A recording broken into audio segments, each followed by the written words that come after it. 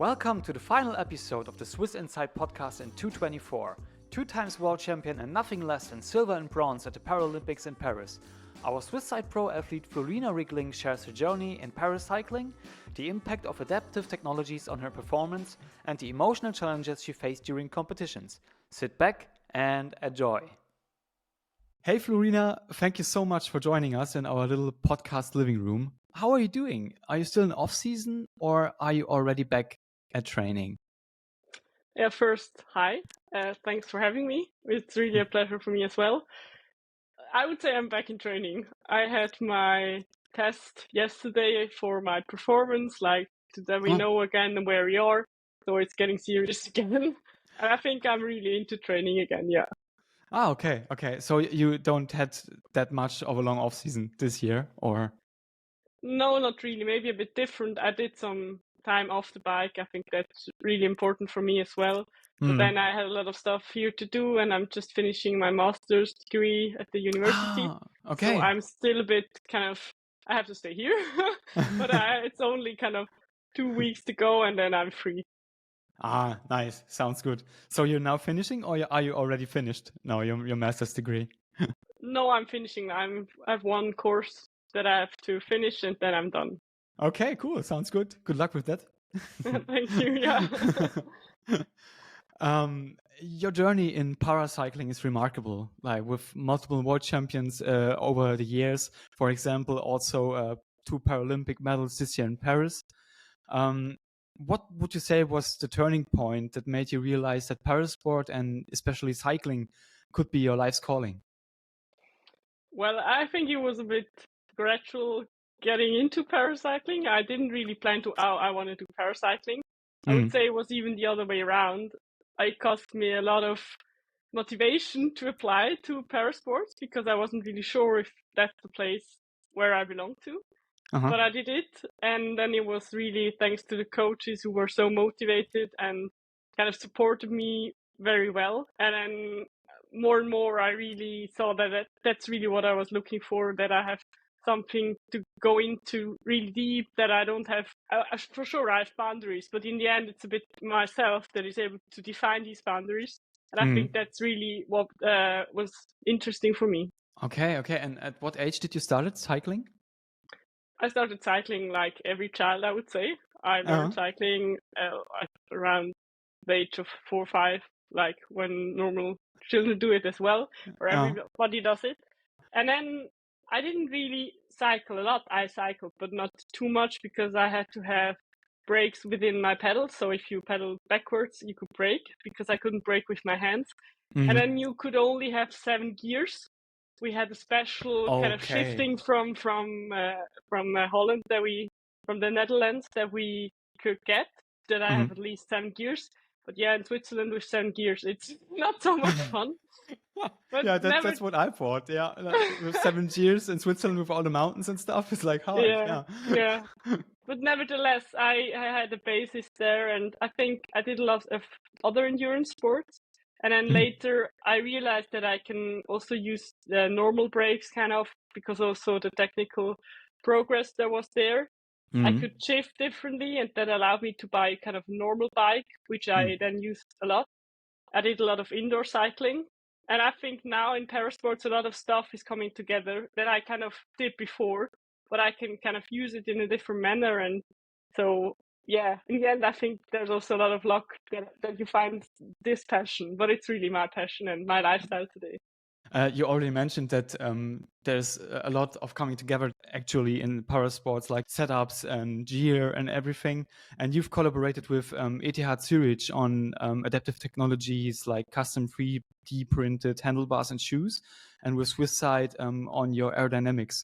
How have these innovations impacted your performance and comfort as an athlete? Well, these innovations are huge for me. They have a big impact. Starting with the handlebar of the ETH Zurich, I mean, that was a game changer because it allows me to cycle more safely. It's also more comfortable for me, which is also very important, that you feel comfortable on your bike. And moreover, I really gained a lot in aero. So I kind of yeah, I think there we made a big step forward, but also with Swiss side. I mean, aerodynamics is so important in cycling and in parasports as well, having these special issues with adaptations. So we need to make my adaptations more aero. And I think that's also really interesting. And also there, I mean, it's also about normal aerodynamic improvements on the time trial bike, like every triathlete or cyclist does have to do. And I mean, there you gain a lot. So I think a lot of the success that I had recently was also that we really invested a lot in the material that allowed me to ride more comfortably, but also more aero. Yeah. And would you say that all this, when it came together, was like had a huge impact? Like, was there a wow moment, like when you sat on your bike and you thought like, oh my god, I'm super fast? It's funny, for example, with the handlebar, it's always something different, and sometimes it's really you're not used to it. So first of all, it's always a bit uncomfortable. You don't feel so secure, and there you have to really be really aware. You have to give yourself some time. So it's not like you sit on a bike and feel like, oh my god, that's so cool. There are some of these moments for sure, but with a lot of these big changes, you just feel uncomfortable. But I think that's something that is really normal for me in my everyday life. If I start something new, it's normally not the case that I feel like it's working for me, because there's hardly ever the standard solution. So that's maybe something I'm a bit used to, and I don't kind of question myself immediately if it doesn't work. And I think that's helping me also here in these processes. But in the end, it's really helpful also to look back. If you see what you changed and that you gave yourself this time, and then you see that you really made huge progress. And I think it's really also thanks to the people who are supporting me here. And it's so true. You have to adapt to new positions and everything for a long time sometimes. So but did you feel like this year in Paris or at the World Champs in Zürich, for example, that there was a point like when you thought, okay, all these changes had such a big impact that for example, that you look forward to the future, that you are even doing more and more aerodynamic gains out of all of these collaborations with Swiss and the ETH Zurich, for example? Oh, definitely. I mean, that's a huge part of my motivation. I really like to see what you can achieve by working hard, by investing. Also, if there's sometimes a bit step backwards, step forward, but in the end, if you see that huge direction, and for me, it's really that overcoming. And that's also something that is maybe that I got used to in my everyday life, like to get used to uncomfortable situations and make it more comfortable in that uncomfortable situation. So it's normal for me that it's not comfortable, but it's okay. And I think that is really motivating me. And in the end, it's really when I'm at the start line, for example, in Paris or in Zurich, then I want to be 100% convinced and be comfortable in my position and be like, I did everything that I could. And then it makes me also proud that gives me the confidence looking back, like I invested a lot in aero. I did all these tests. I did all that training. So it's you have to get to that state, but to get there, it's often really uncomfortable. But what helps me is really experience, knowing that my team around me is helping me to get there. It's just okay that now also when I start training again, I'm not in my best shape, but it's okay. I have the confidence that I'll get there again with their support. And that's the champion's mindset, I guess. I really think so, because all of the time you are committed, like overcoming all of these challenges to perform at your best, and you have your team in your back, and you're doing it all over again, like every season you have to start again from a point that's definitely lower than when you're winning medals or something.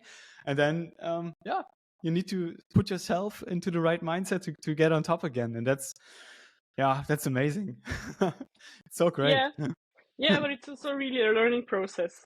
I mean, then you have that trust that it's going to change again, and that you will get there. And I think the restart in training is always so hard, because you kind of, when you were the last time on the bike, you were probably in your best shape. And then you go again on the bike and you're probably in your worst shape.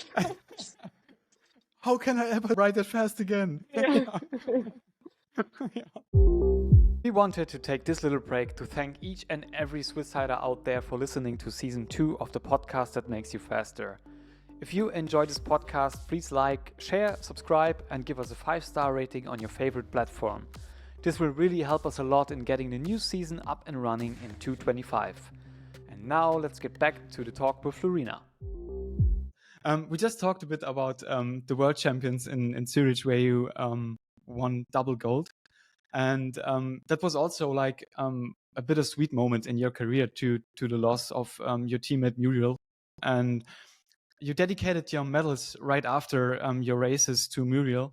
And I think the emotional challenge to get on that start line, like fully motivated and fully committed, was like huge. Can you tell me, how did you manage to channel the emotions and perform at your highest level? Yeah, it was a huge challenge, like having these positive but also so sad emotions. And then for me, it's always, I reach out, talk to other people. I need the exchange. I have my sports psychologist, my family, which really helps me to talk then to them. Also, I need to kind of separate these things, like giving the room to these sad emotions, but also then kind of leave them a bit on the side, having focus. So I really decided for myself, am I capable to do the race, to find that focus? Because in the end, it's also necessary just to do a safe race. And with the knowledge, kind of knowing that Muriel's family wanted us to race, I kind of thought, okay, I think I'm capable to do that racing for her. And yeah, on the bike, sometimes it's nice to feel that again. I think it's for a lot of people, but you really kind of can maybe empty a bit your mind, or you kind of find a bit the freedom with yourself and everything. And it also proved a bit that again for me on the bike. I just feel free and I can ride, and maybe it also helped me kind of process all these emotions a bit. Yeah, it's always a kind of therapy to ride your bike. It's the same. I have the same thoughts, because when you're sitting for hours in training on your bike, you are in your mind. You cannot do anything about it. You can listen to podcasts from time to time, of course, but it will be annoying at some point, and you just want, and you can listen to a podcast, of course, only when you're riding indoors or something, because it's super dangerous when you're riding outside with a podcast. But yeah, that was my initial thought. After the race, I thought like, okay, this could have been also like some kind of therapy to do it. And also to win this medal then and dedicate it to her is like, yeah, to all of the dark side, it has some light in it, I think. And that's a cool part. Yeah, I mean, for us, it was also kind of to give some light with sports again. It was really a good opportunity to go forward again. But of course, it was really difficult for all of us. Yeah, of course. It's always hard after a topic like this to just move on, because you know, we're talking about tough times, and tough times are different from pro to pro, I would say, because that is definitely a special situation that you've been through. But how do you find balance in your training, in your life? Well, balance is a huge topic for me. Also stress management. When I'm talking to my psychologist, it's a lot of stress management, actually. I have so many different things that I have to tackle at the same time, which I also like as a challenge. But so balance is really important. And balance for me, I need recovery, which I find, for example, outside in nature. I really love it to be outside, working in the garden, kind of mushrooming. I don't know, just be outside with the family, go for a walk with the dog. I think that's important for me. Having my rhythm, I really need my sleep rhythm, I think. I always realize it if I don't have it, how important it is for me. Yeah. And overall, I think it's also really also the team behind. Thanks to my team, my coaches, which I just really trust them. And I think that's necessary for me, because there are these times where it has to be hard. And it's also okay to be tired. And having that confidence in them, like, it's okay if I do that interval today, even if I feel really bad and if it's maybe not the best, but knowing that it doesn't going to harm me, like, long term. And I think there there I'm really thankful for their support, like having that discussion. Also, of course, always looking at my everyday life. I mean, it's impacting my performance if I have a lot of stuff going on besides. Maybe we have to decide that we do a bit less or do it differently. But yeah, there it's really the exchange that is helping me to tackle all these things. Okay. And have you something like a ritual or something to get balanced? For me, it's like having these small moments in my everyday life. So it could be that I'm standing on a bus station and the sun is shining, and then closing maybe your eyes for a moment and just enjoy the moment. Because then you also get more aware of having a break. And I think I need these mini breaks, or being aware that it's a mini break. And that really helps me to get into balance again. Okay, yeah, these little breaks. I had in the last podcast, I had Patrick Lange, and he also said like he is enjoying some time with his friends and with his teammates, and he's also going for a beer from time to time to find these little moments. So yeah, I guess that's super important to have family in the back and a good team in the back. And like you said, you've managed it for yourself perfectly when you can just stand in the sun, close your eyes for a second, and then you are with yourself. That's cool. Yeah, but it's really the environment, I guess. And then I'm also investing a lot, having good people around me. Yeah, because it's so essential. They're helping you in your good times, but also overcoming difficult moments, and makes life much easier having a strong team behind you. Yeah, of course. You are an advocate and you're fighting hard for equality and for inclusion.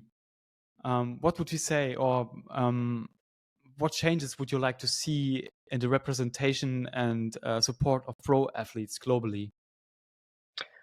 Well, my dream is really just equal opportunities. So for me, it was a huge privilege, which I really appreciate a lot with working, for example, with SwissSide, because I think it's exactly this, having the same opportunity to do error testing, to improving your material. And for me, it would be an example having pro teams that might support one or two para athletes, because the needs are so similar.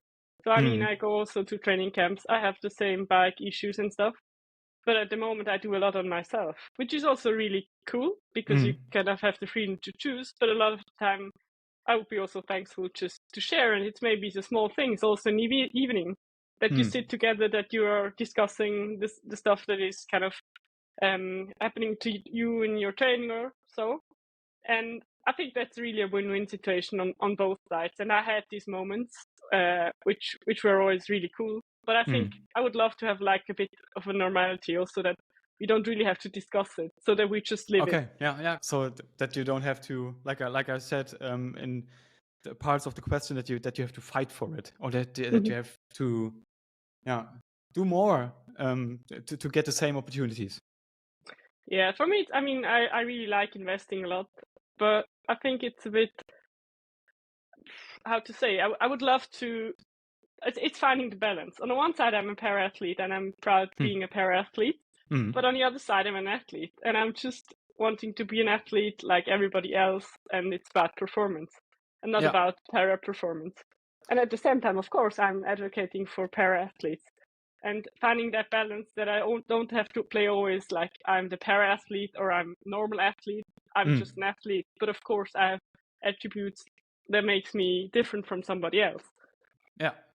But I think that's a cool bottom line. You're an athlete, like full stop. Yeah, of course. I think if we get there, that would be really cool. One question I really wanted to ask is, do you have any advice for young para athletes that you wish you had given to your younger self? Yeah, maybe don't hesitate to do it. I was always a bit, my sister used to row and we used to watch a lot of athletics, and I was really fascinated. But I always thought something in me was like, you probably won't gonna make it because of your handicap. Yeah. And in the end, later I made that step and I tried to realize it's because still, and I think I should have done it a bit earlier, or just not.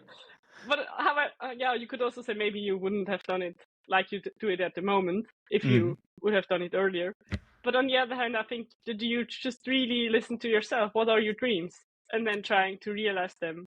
Even if some people might say, no, that's not going to happen. That's not possible. Or why do you even, is it really necessary that you have to do it now? Do you have to, if, for example, if I wanted to knit, and you could easily say, it's not necessary. I mean, you don't need to be able to knit for your everyday life. But I wanted to do it, and we found a solution, and now I can knit. But I think it's really just to commit to your dreams and try to realize it. Because I think even if you don't realize them, you find on the way to get there, you find all the possibilities or alternatives which you may also like. Yeah. All of these steps are turning points or could be turning points in somebody's life. So yeah. But of course, it's also really having the environment and maybe also work on creating that environment that is supporting you. And sometimes it's difficult because you might also need to say to somebody, okay, thanks for your help, but I think, we go different ways. Because you need that passion, you need that interest, and not that everybody's having the time and having that interest, which is also totally fine. I think that doesn't have to do something with you being a para-athlete. Yeah, true. But I think you maybe need to invest a bit more. What's next for you? Yeah, first of all, finishing my studies. Yeah, of course. I think that's gonna be a big step for me. Then being really free, and then I'll start training hard again. Or I will go somewhere warmer.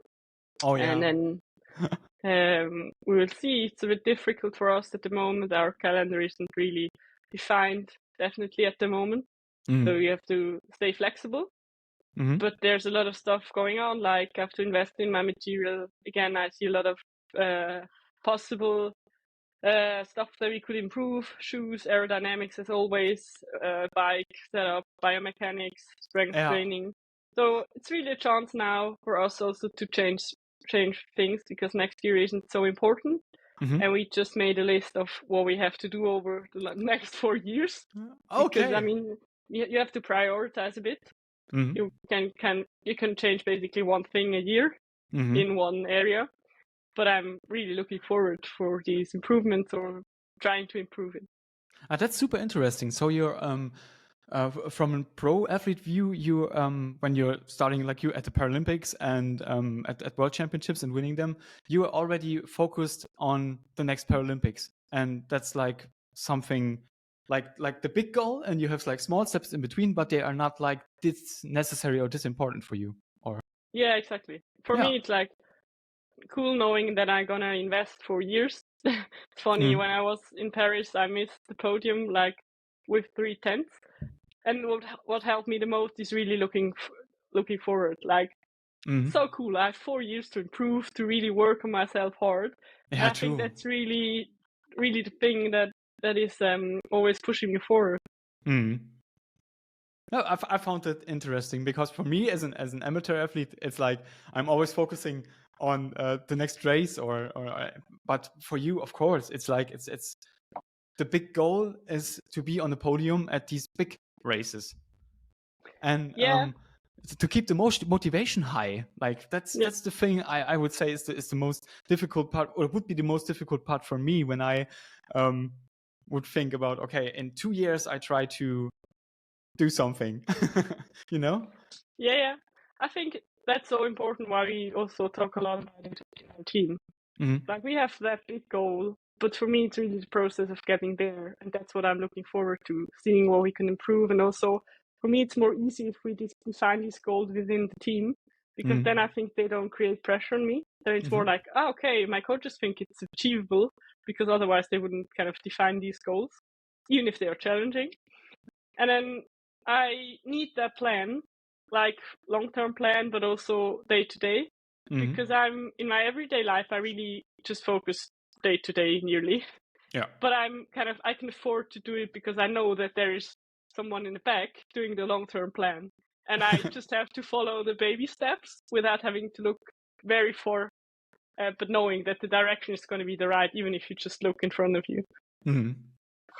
That's super interesting. And that's a wrap. And I think that was super interesting and super fun to talk to you. So thank you very much for taking time, and we wish you the best preparation for next season ever, and some major setup changes inside of the next Paralympics and the next World Championships.